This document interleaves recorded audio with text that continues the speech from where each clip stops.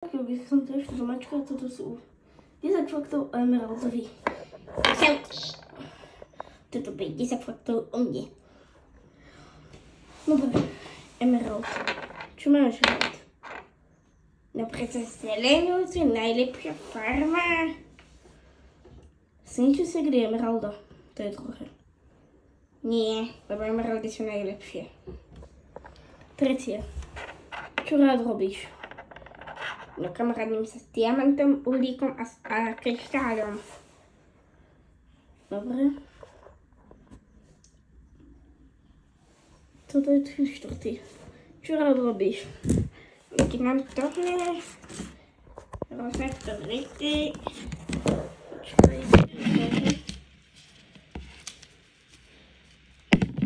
Trošku to pomiešal. Ty nevieš hrať Rubikovú.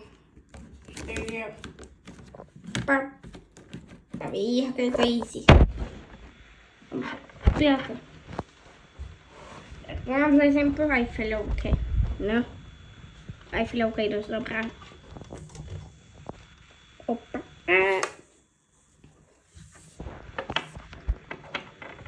Ako farba je druhá najobľúbenejšia farba. Predsa žltá a modrá. A oranžová je štvrtá najobľúbenejšia, modrá tretia, žltá druhá, zelená je najlepšia. Tvoj najlepší kamoš je? Všetci traja. Dobre. No. Toto je 7.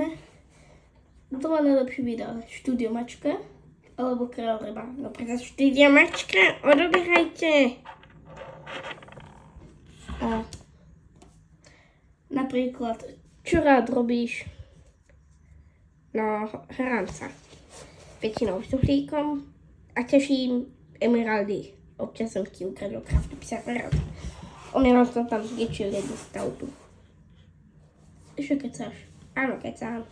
Zničil som tam jeden strom. Dobre.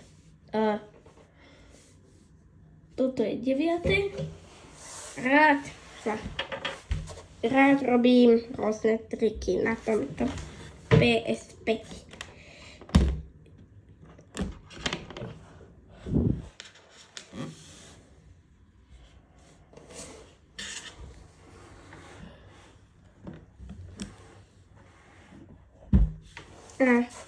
A chcete počuť 10. Odoberajte Štúdio Mačku.